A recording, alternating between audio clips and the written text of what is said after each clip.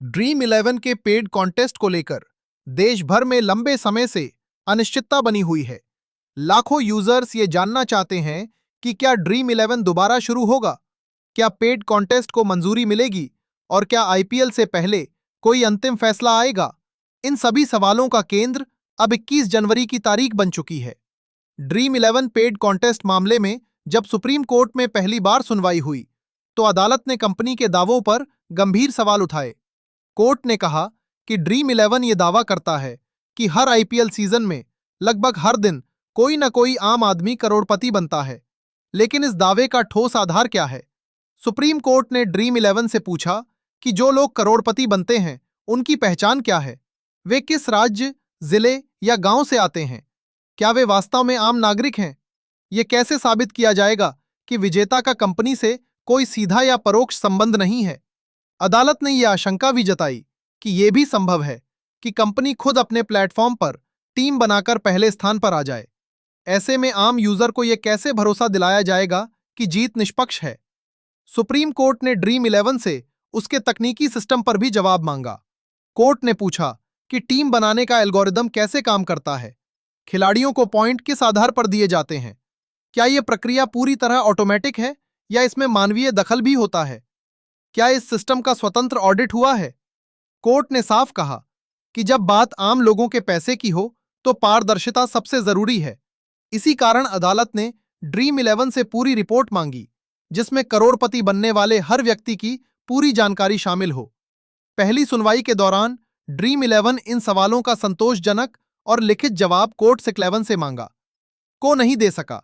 न तो विजेताओं की पूरी सूची पेश की गई, न ही एल्गोरिदम और पॉइंट सिस्टम पर विस्तृत रिपोर्ट दी गई। इसी वजह से अदालत में यह संदेश गया कि कंपनी अपने दावों को साबित करने में असमर्थ है। इस सुनवाई के बाद यह माना जाने लगा कि ड्रीम इलेवन का पक्ष कमजोर पड़ रहा है। पहली सुनवाई के बाद लाखों यूजर्स में निराशा फैल गई। लोगों को लगा कि ड्रीम इलेवन यह मामला हार सकता है और पेड कॉन्टेस्ट शायद कभी वापस न आए। सोशल मीडिया और फैंटेसी स्पोर्ट्स समुदाय में यह चर्चा तेज हो गई कि सरकार और कोर्ट इस पर सख्त रुख अपनाने वाले हैं।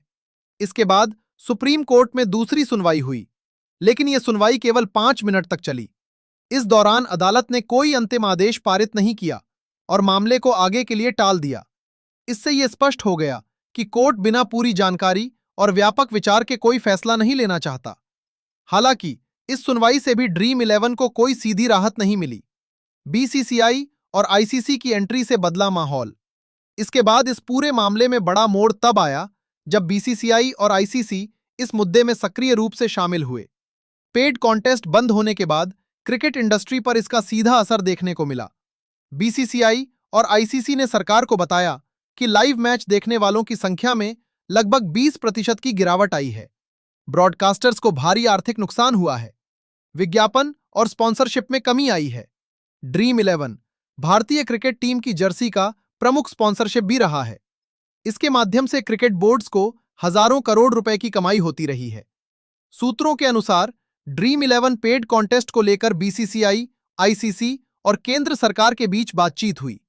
इस बैठक में यह तर्क रखा गया कि फैंटेसी स्पोर्ट्स को पूरी तरह बंद करना ना तो खेल जगत के हित में है और ना ही अर्थव्यवस्था के। इसके बाद सरकार ने इस मामले को गंभीरता से लेना शुरू किया। सरकार और क्रिकेट 11 बोर्ड्स की सक्रियता के बाद सुप्रीम कोर्ट ने 21 जनवरी को अगली सुनवाई की तारीख तय कर दी।